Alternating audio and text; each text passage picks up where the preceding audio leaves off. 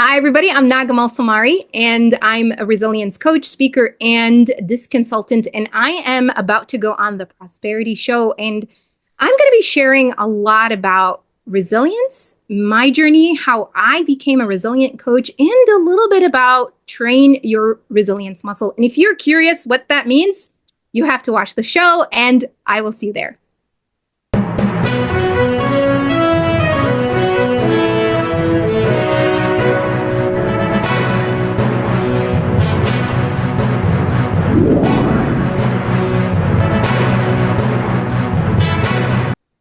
Now, welcome to yet another exciting episode of the Online Prosperity Show, your premier destination for entrepreneurs, leaders, and change makers seeking to unlock their full potential. I'm your host, Prosper Taruvinga, and today we're going to be diving deep into the transformative power of resilience with a guest whose life story is as inspiring as it's instructive. Nagham, how are you doing today? I am doing wonderful, Prosper. Happy to be here. Absolutely. Well, the pleasure is all mine. I can't wait to share your story and how far you've come and all the work that you're doing with the foundation that you're starting. So let's just dive right in. Now, for those that are watching right now, I want you to imagine having to flee your homeland as a child. You're navigating the challenges of a new culture, a new language, and just being in a whole different place than you were born, and it's not from your own choosing.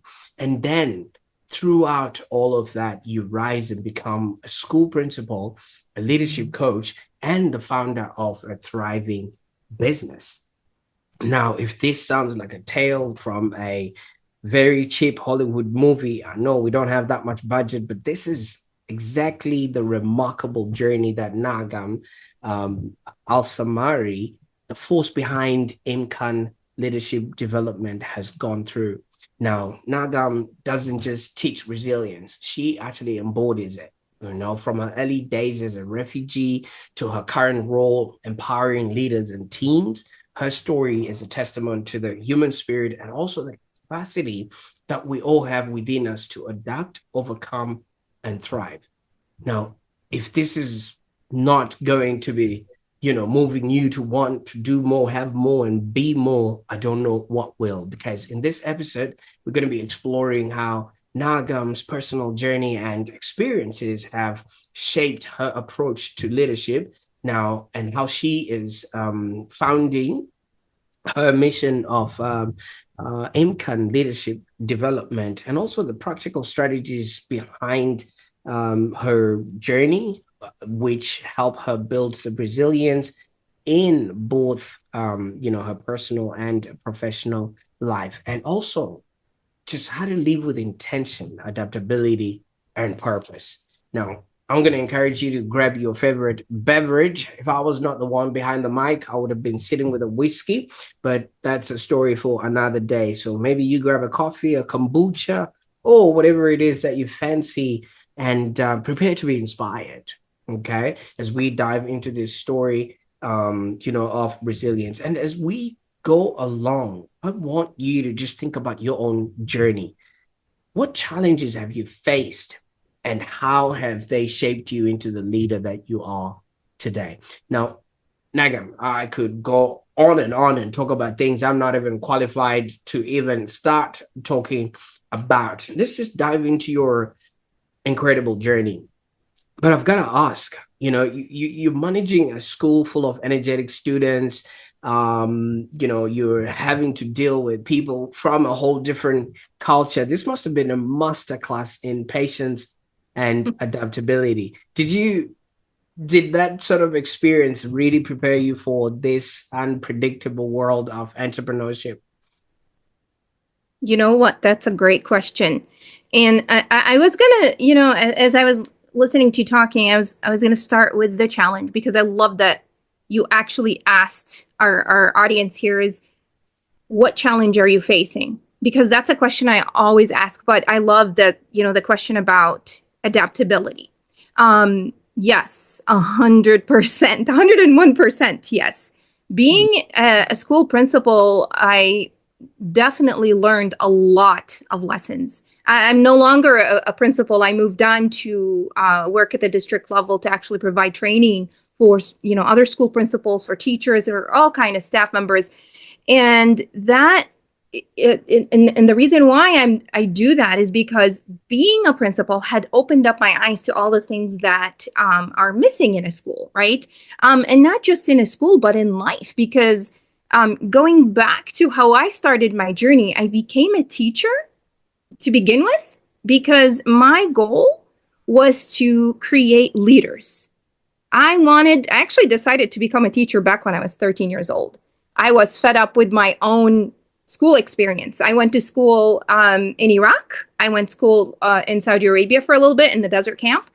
And then I went to school in the United States. And in all three different countries, I've experienced a lot of challenges.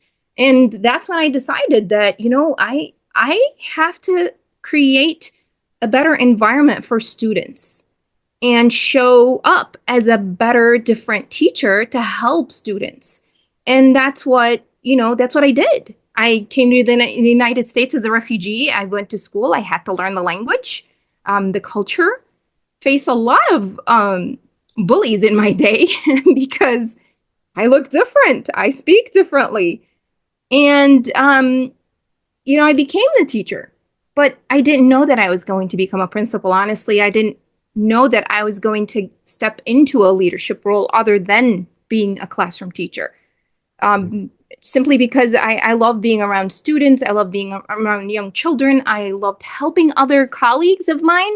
But the challenge in that role itself pushed me outside of the teaching position, pushed me to look for a larger leadership capacity to do more, to help more. And I'm not going to tell you that I did this on my own. It was my husband who did that. He was the one who pushed me. He said, you got to stop complaining and actually step up to become something that you can help others with. And that's how I started into the administrative role. And as a school principal, I spent 8 years in the school building. My focus, and this is what I thought I was going to do, is that I'm going to train teachers every single day of being a school principal. Because remember, what was my goal? My goal was to help the students, right? And so to do this, well, I have to work with the teachers, the ones who are 100% in charge of the students. But unfortunately, that's not what I was doing. If you're ever familiar with a school principal job, it's very unpredictable. Most of the day you spend putting out fires, trying to solve problems, face emergencies. Conflict resolution is an everyday nonstop thing. And you're faced with a lot of different challenges throughout your day, and you never know what's going to come up in terms of the regular emergencies, a child falling, hurting themselves, having to call the 911 for that. Or you have a parent-teacher conflict that we need to resolve, or an intruder in the building, or, there's just so many different things. You never know what's coming. And you have to wake up in the morning every day and face that, let alone people who don't think you should be in this role, people who are challenging you every day. And, as a person with a lot of patience, I had to learn to focus on what the goal is. And it wasn't to please anyone, really. And that was something that I had to learn as a leader in that role, is that my job is not to please people. My job was to focus on the end goal, which is to help our students. And with that as well, focus on the environment that our teachers are thriving in, because they're really important in the lives of our students. And that really was the driver behind my leadership style every day as a school principal. Absolutely. And thank you so much for opening us up, with that, because it just really gives us a cross section of, your journey up to this point. Now, you opened the scene with introducing us to 13-year-old Nagham, who obviously was not finding her space in the school environment that she was placed in. Could you maybe walk us through what a day would have looked like, even if it's not a specific day, but just, so we can have an idea into a lens into your world at that time? Sure. Yeah. I mean, I was 13 when I was in Saudi Arabia, desert refugee camp, and then coming to the U.S. I was still at that age, and I've lived in two different environments, let alone, Iraq, where I was born, even before that. But absolutely loved going to school. If you ask someone what excites you, maybe they'll tell you maybe a new car or something, right? For me, I get goosebumps when you tell me something new. When I'm about to learn something new, I get really excited. And for me as a child, that was school. I loved learning new things. I loved memorizing poetry. I read Arabic before even going to school because I was so eager to learn and start reading books. And then going to school in Saudi Arabia was difficult because then you had to learn new things. They had a separate curriculum. And the day that I actually was frustrated, I was asked to stand up and read something. And I was super excited because, yay, it's my moment to shine and stand up and read because I was such a great reader, I felt. And I read in the formal Arabic language and that not a lot of kids at my age knew. And when I stood and read, the room was silent until the teacher decided to sarcastically make a comment about how my reading sounds like one of those people on the news. And everybody just burst out laughing. And it was very humiliating for me. It wasn't encouraging. It was sarcasm where it just felt, it's not something I should be continuing to do. And that was they say the what is it? The hair that through the straw that broke the camel's back.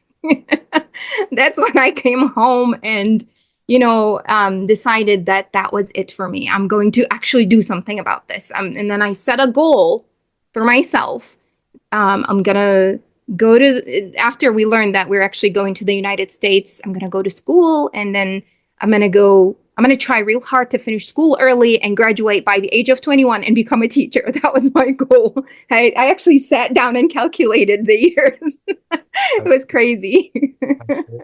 And thank you so much. And I wish my kids had that sentiment of really being anxious about learning and wanting to go to school. We just came off the holidays and they're like, "Oh, not school again." So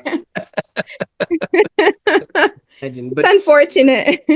absolutely, and I'm happy for you for having had that, because that eagerness to learn now puts you in the position and the place that you're in right now. But if we're still looking within that sort of whole sentiment, for those that are watching, it would be a lot of people would have grown up in the place that they were born in and never had to leave because there was no reason for that. And my understanding of somebody being a refugee is either wanting a better existence or wanting something better for either yourself or your family and things of that nature. If you're comfortable in just maybe letting us know, how did you end up in that situation? Yeah, sure.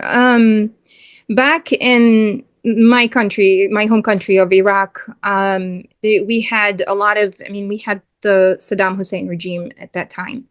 And I grew up in my home listening to him speaking on the news and listening to my parents and other parents and other family members being frightened by just his existence because of all the violent things that he was doing, taking people, disappearing them.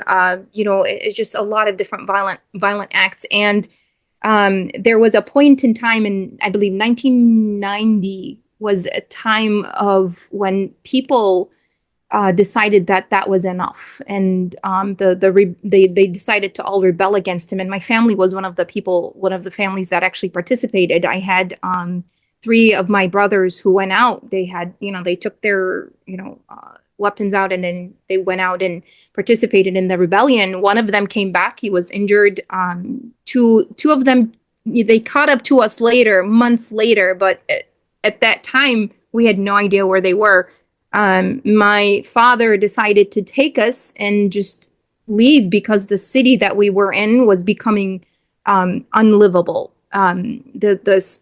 The soldiers were closing in, and they were going door to door and looking for any kind of sign, really, any type of anything that could indicate, that you are against this regime.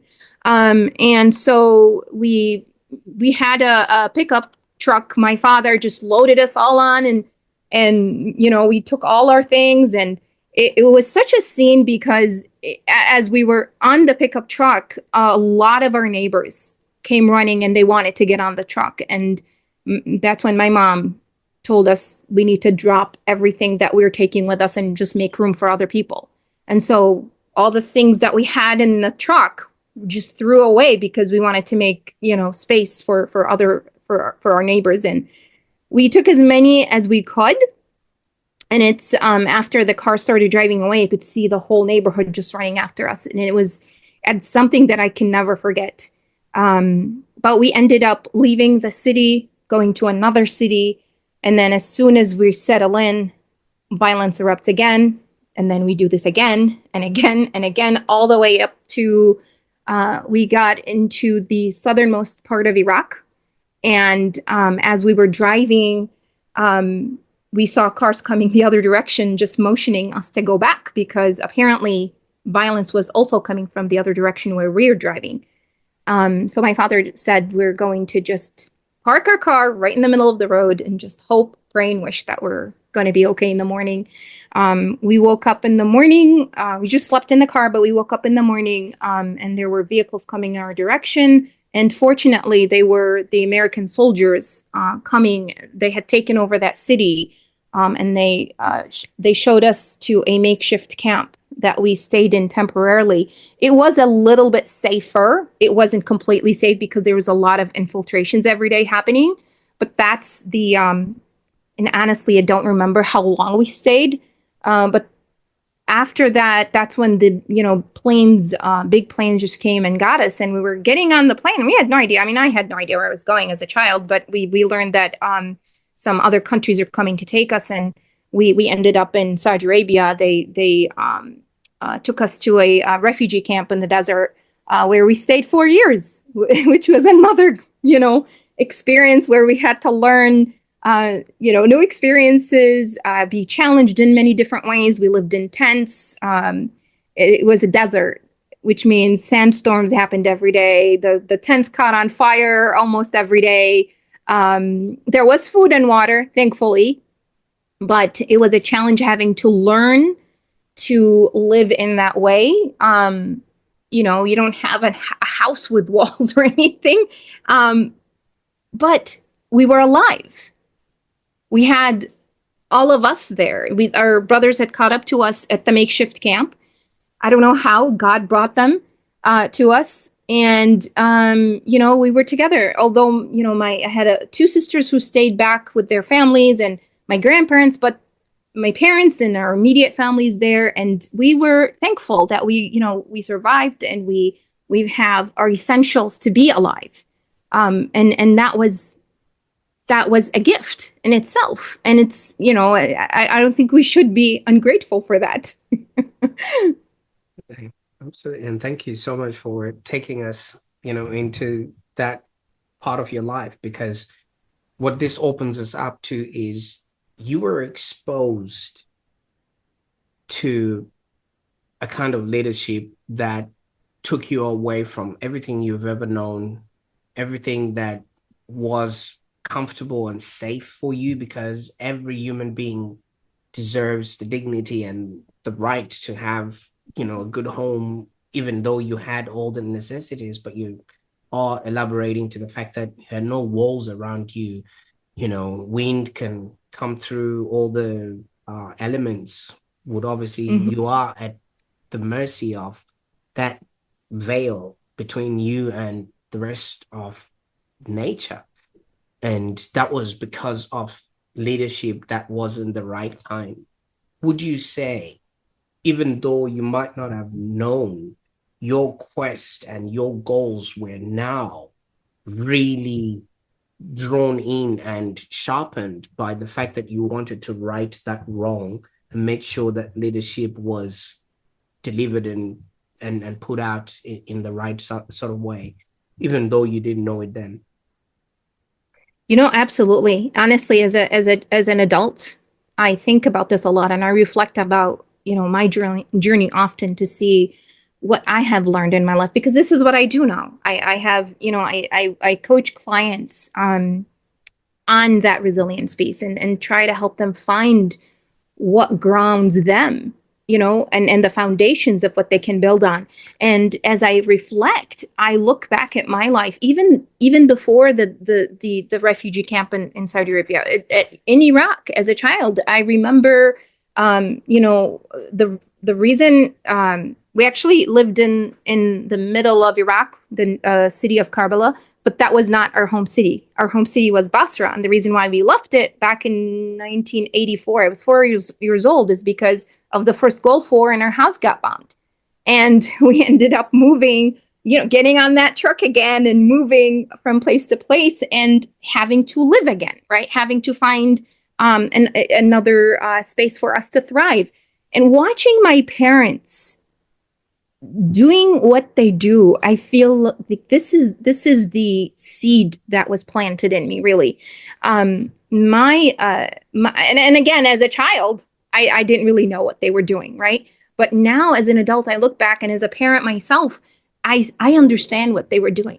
My parents have they had, I think they planted resilience in all of us because of their acts of what they have done.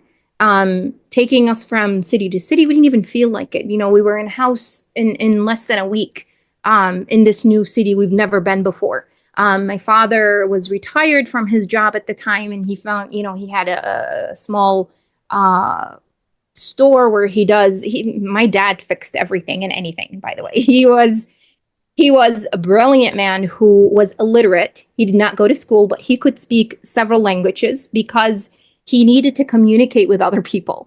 Survival. And based on his interaction with others, he spoke English, he spoke Farsi, Urdu, and Arabic, obviously. And that's because he was on ships as a maintenance person for big engines that break down, and he had to fix those. And so he had to communicate with different nationalities. And so he was industrious. And he wasn't just industrious with his language and his communication. He was industrious with how we lived. I remember when power went out during the uprising, we had running water in the house. We're the only house on the block that had running water. My father had came up with this innovation, and I don't even know how it works, but he did that. My mom started making clay ovens because the electricity was out, the power was out. So she made clay ovens, and she sold it to the neighbors. They had these brilliant minds, and we didn't feel that we were stressed out because of the way, they handle things. He used to make us all come to the middle of the house while he was fixing something. And his thing was, you never know when things are going to break down. You all have to learn how to fix things. And he would have a car engine right in the middle, and he was just going about it. And, I know parts, names of different things in cars. Can I fix an engine? No, but I can change my own tire. And that was all him. And this is the kind of house I grew up in. And one thing I regret is not noticing that earlier when both my parents were alive, or as a child, because as a child, you're always right. Your parents are always wrong, right? And we all had this mentality that, we're superior to our parents. But now looking back at all the things that I actually learned from them, watching them teach us um, either directly or indirectly. It was amazing. It was the seed, again, that I felt like was planted in me for resilience. And now I teach it to not just, my family members, but other people. I didn't even think about it at the time when I was a school principal, but I was doing that as well. I felt that this was a an important piece that a lot of human beings are missing. We go through challenges every day, but if we don't have the resilience to handle the challenges, we don't know how. We just sit and cry or complain or whine or ruminate on the things and then just let it go without actually learning anything from it. And it's very unfortunate. Absolutely. And thank you so much for that bit alone, because what that really showcases is you had the right role models. No matter what you guys were going through, no matter what was happening, you still found home. And as they say, home is where the heart is at. Mhm. This might not pair in comparison, but I notice it whenever we go traveling with my kids and maybe we're stuck in like the one room, and I'm just thinking, oh, this is too cramped. But my kids are already looking, where's the pool? Where's everything else? Because they know mom and dad are there. And I would have thought that that's how you guys felt, during that sort of time. And there's also one thing that I don't think you have realized is you actually quite embody all of those traits. And just by listening to you and speaking to you right now, there's a statement that your mom made while you guys were in the car. She said, make room for others. And this is exactly what you're doing right now, Nagham. I would love to think of myself as a servant leader, because that's one thing that I it really brings, I said goosebumps when I'm learning something new. Goosebumps are also a familiar feeling when I'm helping someone. Um, I, I think I truly believe in learning, growing as a community, not just as an individual. And one of the things that I'm working on a book that it's going to be a long way to be finished. But the what I'm working on, the philosophy of love, learn, and lead, or let go. And I truly believe in that. When you do learn something, is that you have to be generous enough to share it with others. It is our responsibility, our human innate responsibility, to help each other out, share whatever it is that we learn. Because when you grow by yourself, yeah, it's nice and all, but you don't get the satisfaction, the true satisfaction of actually helping others around you and seeing them grow and seeing them prosper. Like your name. And I guess that's why your name is Prosper. I absolutely love that. And you know why? Because I also viscerally believe in life, we're here to live, to learn, and to contribute. All right. So, in order for us to live the best lives, we need to have learned either through our own experiences or other people's experiences, and then send the elevator down when we're good and ready, Yes, I so that love that. others can be, do, and have a happier existence. Now, obviously, with all that you have done, you have gone on and founded Imkan Leadership Development, obviously, and before that you had all those various roles in education. So before we get to the leadership development, then how did these roles then influence your approach to leadership coaching now? Before, yeah, I actually had a fight with my husband. I'll tell you, I'll be honest. Back in, I don't know what year, we were sitting down in our porch, or having tea, enjoying our afternoon tea. And I was, doing the thing that I usually do. I come home and I complain to him. He's very, very supportive. But he did something that day that was different. He didn't just listen. He listened and he responded with something that frustrated me. He told me that instead of whining and complaining, I need to step up and take on a leadership role because I was capable of doing it. And he saw the leader in me before I saw it in myself. And I was not happy with what he said because subconsciously I knew he was right. I just didn't want to take that step.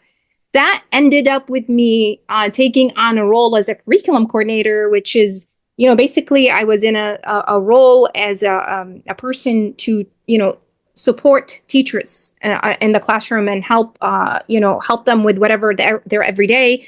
And what I did with that role, I actually started training teachers. I created programs that would help sustain their, their whatever their strengths are. But I wasn't looking for that role. I had emailed, asked about a coaching position because I wanted to be a coach instead of someone in an evaluative role. I wanted to be the person standing next to the teachers, not the one evaluating them. But that wasn't available, so I took the next thing, and I ended up putting in my 2-week notice after 1 year of being a coordinator because it wasn't something that I was looking for, and it didn't really fulfill what I was looking for. But I don't want to delve into it too much. But I was asked to stay on, and a lot of people in the building were leaving, and I was pretty much the only one left, and I was helping out regardless of, despite me about to leave in a week. I was to stay on. I did because I felt like that the school needed me. And after a couple of weeks, I was actually offered the school principal role, and I took it on, and I thought it was temporary, but it lasted for 8 years. During that time as a school principal, that's when I really found my leadership. And I felt that this is who Nagham is. I that's when I started identifying as a servant leader, because I felt that with helping others, that's when I really feel the growth in me as well. And what I was doing is I was constantly training, coaching, mentoring, because I wanted to see others around me really, really grow and feel comfortable in their position. And then I challenge them to get out of their comfort zone and their position, and then do something different, because I felt, yes, you get to your comfort zone, but then you stop learning at that point. You need to continue, which, throughout that journey, it was super helpful, but I also wasn't satisfied. I felt, I could be making a bigger impact. I could be doing a lot more. When you're in a school, you're bound by all the policy and the red tape and, the whoever's funding you. And so that's when I went out and started researching for my own growth. I wanted to learn more. I wanted to become, more than I was. And I found John Maxwell certification program, and I joined that, and I absolutely loved it. And I was already a fan of John Maxwell. I was reading his books, listening to his podcast, and I found his program, and I joined, which helped me become a certified coach and DISC consultant. And I don't know if you're familiar with DISC. It's the personality type assessment. Yeah. And I absolutely loved it, because I felt that, this is so needed. I feel like we should give it to every employee, because it really helps figure. It's not about me figuring you out. It's about you figuring your own self, learning about your own strengths, learning about what is challenging you, learning about how do you get motivated, and how do you communicate best with others. And that was an eye opener, Prosper. It was a complete eye opener for me when I took the assessment. I thought, I didn't even know I fit in this kind of personality type. It was amazing. Absolutely. It was like meeting you for the very first time, right? You're like, oh, hello. Now, Yeah.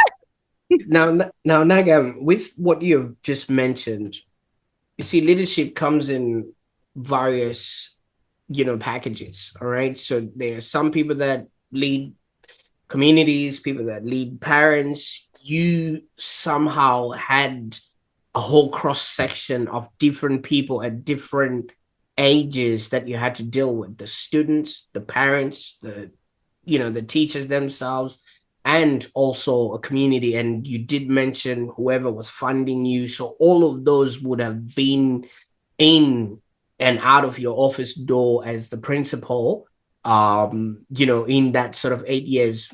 My recollection of the principal is usually sitting outside the principal's door office waiting for my marching orders, or being inside and maybe receiving whatever punishment would have been sufficient for that particular offense. All right, so I wouldn't know what that did for you, but I still want to go with the theme that you wanted to right the wrongs of leadership that had gone wrong and put you out in that particular space. How did you then feel now that you became the leader?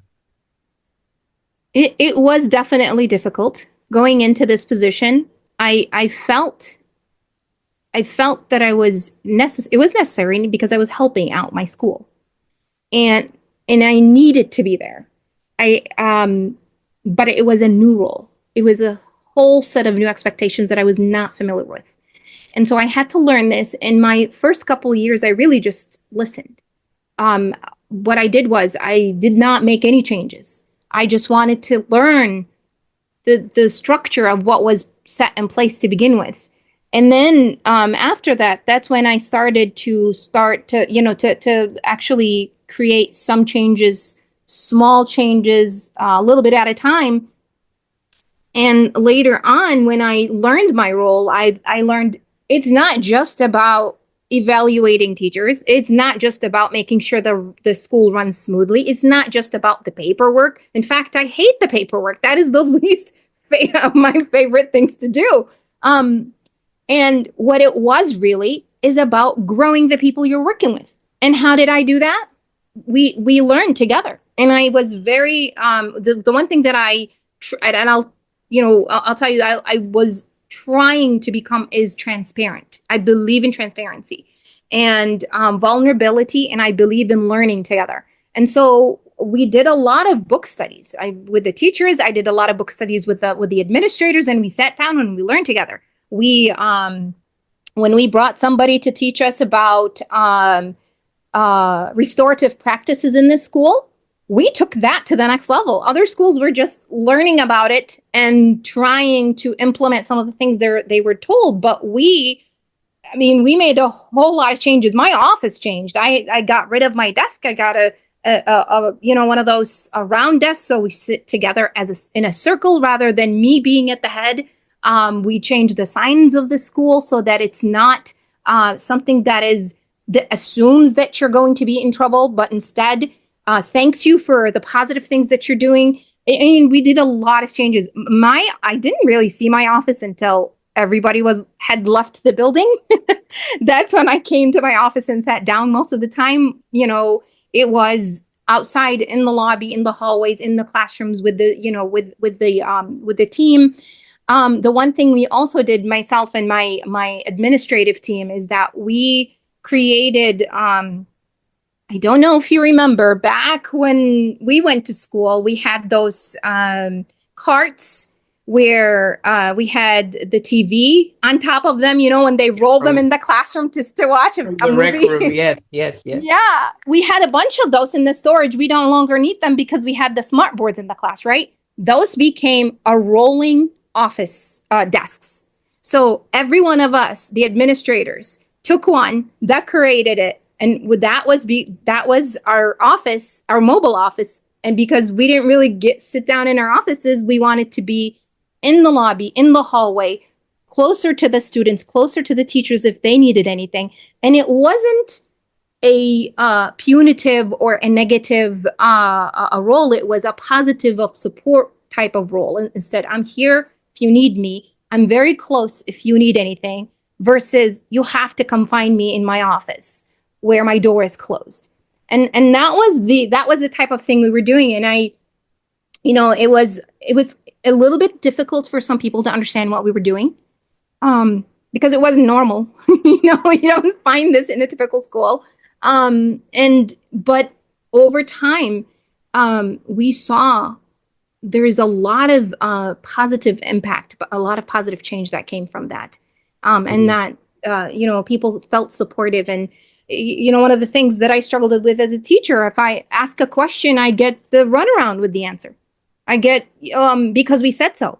With me as a leader, I try to do research if I don't have an answer, to tell you what's going on. And if I don't know, I truly don't tell you. I don't know, but I will try to find out for you. And then that's the different type of leader that I was trying to be, is that I wanted to become of service to you because I had a responsibility, and you're my responsibility, not the other way around. And that was the kind of difference that I was trying to instill.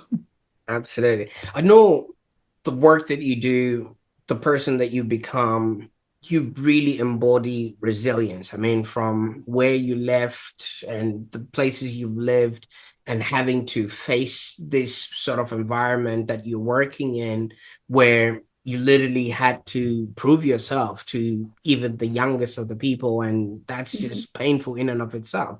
Now, I see a lot of empathy that you are not addressing here, because you can only imagine the kids that you are dealing with are coming from a home. They're coming from a place where they have different pairs of shoes that they can wear, and the food that they're eating. They don't have to worry about bombs on the other side of a tent and things of that nature.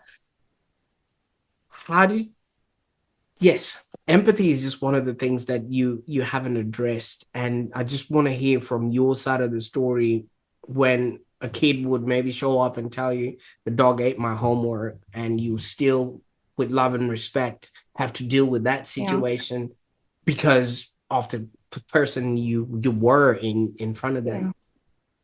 100%. And that was one of the biggest things too, that, I tried to embody myself. I had to lead by example. I couldn't tell my teachers that you have to understand what somebody's going through when I did not understand what my teachers were going through. So first, I had to lead by example. I had to make sure that I was being transparent with them. And then I explained how and why I came to the decisions I made. And I tried as much as I possibly can to involve them in the decision making, because I wasn't the only brain there, right? We had a lot of great brains. And so we actually worked on that. We did a lot of training on empathy using the restorative practices method, where we, one of the things we did was working on positive affirmations. Or having a conversation with a child when they misbehave, versus pointing the finger and just go to the principal's office, go to the dean's office. That was very difficult when we first started, because the mentality a lot of people were raised with is, somebody behaves, that means they're misbehaving. They got to be punished, right? We, wield the sword of revenge for them. And that wasn't mine. It was Dr. Todd Whitaker. I read a lot of his books, and they were amazing about being a school principal and a school teacher. And what we tried to do is shift our mindset from guilt, having to make the child feel guilty for what they did, to actually understanding why they behaved they did, because every behavior is a communication. It's a form of communication. And now as a resilience coach and a trainer and a speaker, I see that in adults all the time. And yet, as teachers, we expect our students to behave in a certain way and be almost like robots. How do we expect that from our children when we ourselves go through ups and downs in our life that cause us to behave a certain way? And when we behave a certain way, there's always a reason for it. There's always something going on underneath that, that the surface that's causing you to behave that way. As an adult, you expect me to have a conversation with you to understand why, you raised your voice, or why you missed work, or you didn't submit something in time, right? you expect that from me. Why don't we give that same grace to children? And that was the conversation we constantly had to build that empathy, because my understanding of leadership is that empathy is the most important feature in a leader. You cannot call yourself a leader if you do not have empathy with other people, if you don't empathize. You're, as a leader, and I talk about this too in my workshops, if you're a leader, it doesn't mean that you have a title or a rank or a position. You're a leader because you are in charge of other people and they are your responsibility, and that you have to leave, that you're actually making influence on others, a positive influence. It has to be. I mean, there are some leaders who do leave negative influence, unfortunately. Absolutely. No, obviously for the people that are listening right now and maybe they're just hesitant in investing in leadership development. I know here in Australia we've got a statement that says, oh, it should be all right, it will figure itself out, so to speak, and I think a lot of people just let it be. And half of the time, some leaders are only just imparted that leadership just because they were the next person in line. You know what I mean? There hasn't been any sort of formal handover or leeway, or they don't have a reference point as to what that should be. What would you say to encourage them to just, really step into that role of leadership and also seek help from people like yourself? Yeah, and I think we all come up having this misunderstanding about leadership, is that a leader is my CEO, is the company, president or owner or whatever, or somebody with a position, right? But it's not true. Every one of us is a leader because we have influence on others. As a family man, you have influence on your family. You're a leader. Now, what kind of influence you're leaving, I don't know. I hope it's a good one. But in all aspects of our life, we need leadership because we work with other human beings. How do we communicate with other people so they feel understood? Are people actually feeling understood when we are talking to them? Or are they left frustrated because we have a conversation with them and they feel they're not being understood? Communication is a very important aspect of leadership. And a lot of us really, we don't take that, we take that into granted. We think just because we're talking, you and I, we're actually communicating, but that's not true. Communication comes in multiple different forms, but effective communication is when we actually make the other person feel understood. And that takes practice. And this is why someone like me who does, training, this is what I do. I help people understand, well, number one, what are your strengths? And if you are, let's say, working on communication, developing your communication with others, we start there. What are you good at? And then we work on what are you trying to accomplish from becoming a better communicator? Because there's a lot of different reasons for that. Communication is one of the things. Conflict resolution is another one. How many times can you think that you've had a situation throughout your day where somebody said something and it ended up being a situation where it wasn't really resolved because we don't know how to face conflict, or we confront it too boldly without understanding the other side, or we run away from it because we don't like to confront conflict. There's so many different things throughout our day, and we go through this in our family life. We go through this at work. We go through this at school.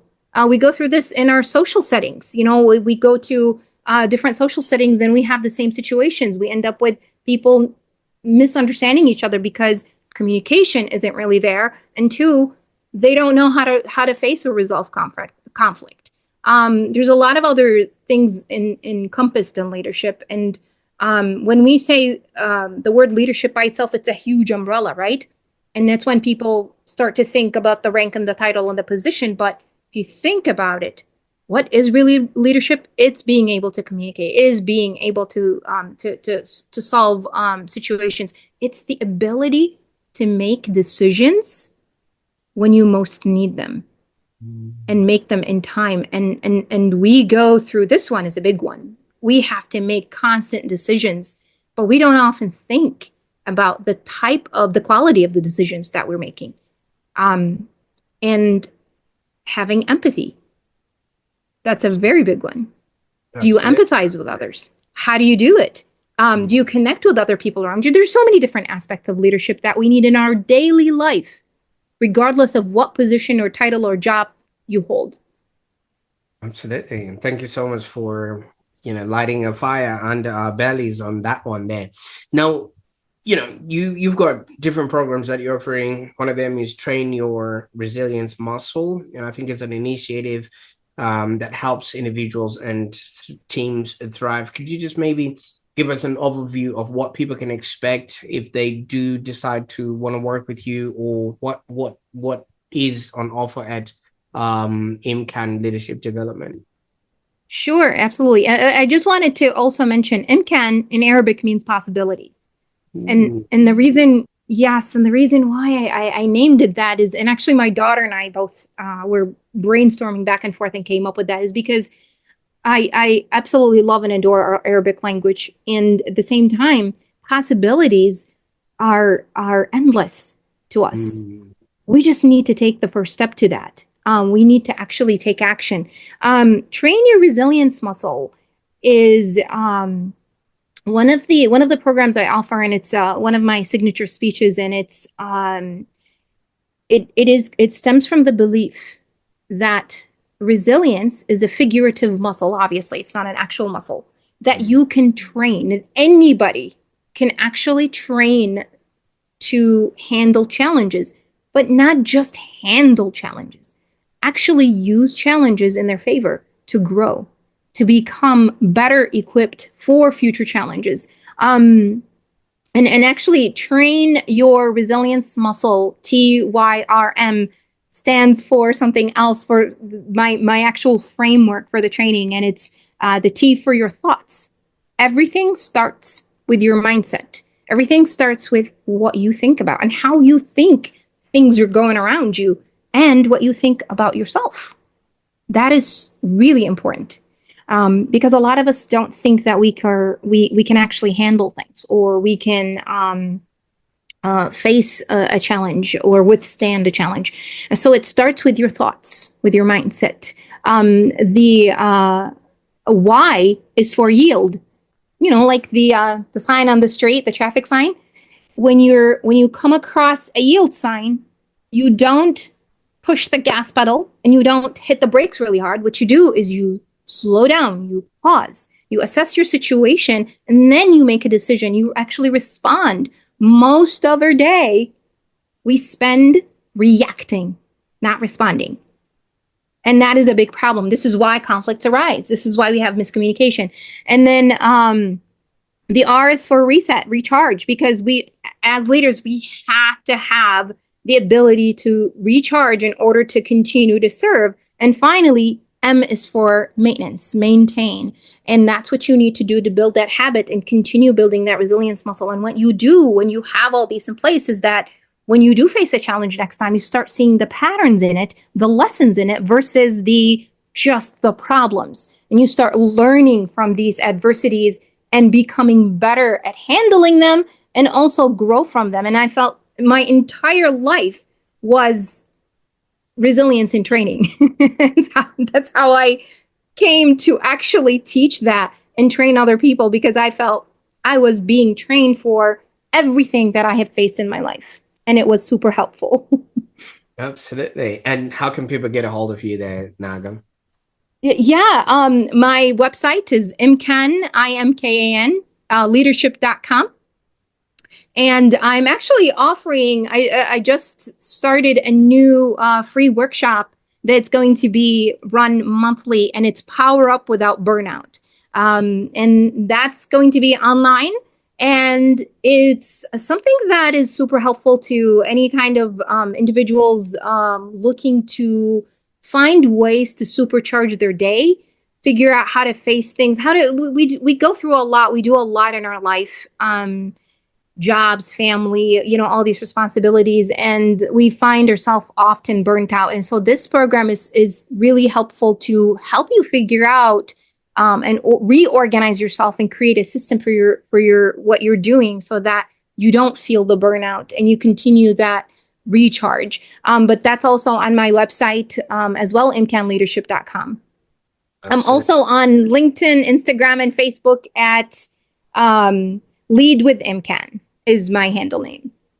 Absolutely. I'll try and put in as many of those links as possible so that people can start their journeys with you there and things of that nature. Now, Nagham, wow, what a journey. I mean, your life story and your experience really have placed you in this position, because so many people have never had to go through what you went through, and they wouldn't have any place to draw any of that resilience from, because I'm just now a little bit embarrassed because yesterday I had to take the whole day off, Nagham, because I broke a nail and I just didn't. No, you didn't. That's hilarious. And I just didn't know what to do with the rest of my time because I would be embarrassed. I mean, I didn't want the whole world to see me with a broken nail, and but knowing what you've been through, and you still are here making space for other people in the truck, that is remarkable. Now, going back to that truck, you opened us up with when you had slept in the truck at night and you're waking up in the morning and there's an army coming to you and they were coming to rescue you. Knowing what you know now about life, when they were reaching out to you, when they were putting you into the bigger planes, what did you want them to tell you, just so that you know that your life will be what it is today? Ooh, wow. I, it every time I think, I imagine myself in one of these situations, I I really am I'm a person of God. I've always been, even as a child, I've always, raised my head to the sky and say, thank God for what we're going through. And I think anyone going through challenge, no matter how small, I don't care if it's breaking a nail that could hurt, or facing death multiple times throughout your life. You want others who are maybe are coming to your rescue, or telling you, is that we are people of God as well.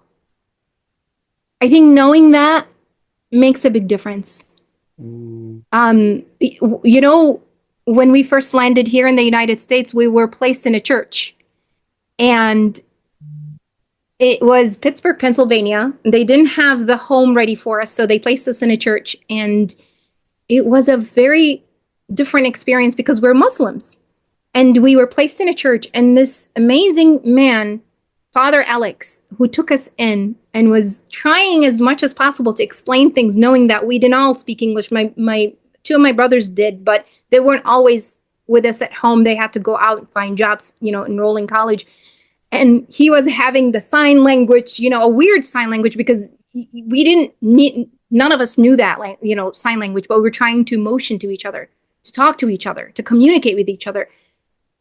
But the communication, that language that we spoke, regardless of what signs we used and what words, it was a communication of peace. And knowing that he was a man of God was peaceful to us. It made us feel safe. It made us feel that we're welcome. And it was only for, I think, a couple of weeks before we moved out. But it was such an amazing experience. And then it really, regardless of where you come from, what religion you practice, or as long as your intention is that of service, I think that's what brings us together. Is that idea of service, right? Absolutely, absolutely. And thank you so much for opening that up. And yeah, now you've told us where you've been, you've told us what happened and what you're working on. What's next? I think I took a note here that you actually committed one of the biggest crimes known to the online prosperity show, Nagham. What's that? You mentioned that you're working on a book about love, learn, lead, and let go, but you didn't mention that you were going to come back and talk to us about it on the Online Prosperity Show.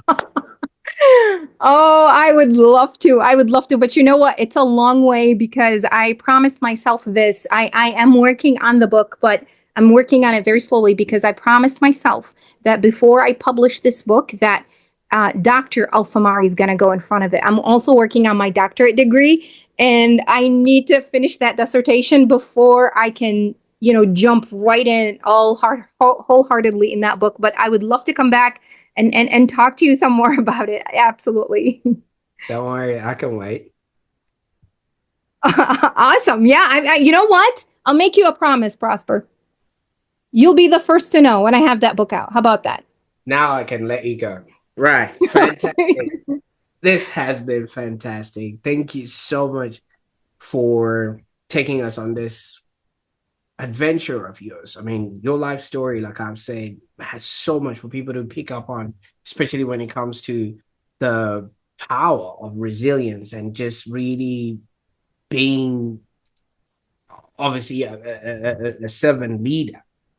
You know what I mean? And for those that are watching right now, resilience isn't just about bouncing back, it's actually about bouncing forward. Now, had we just met you at this particular moment, we wouldn't have known all of the things that you're standing on or the giants that you're standing on. I just reached out to you and I was like, oh, I love your leadership. But little did I know that you did have this rich history that you bring to the table. So as I asked earlier, for those that are watching right now, just think about a challenge that you faced recently. You heard about my story with my nail. First of all, how did you respond?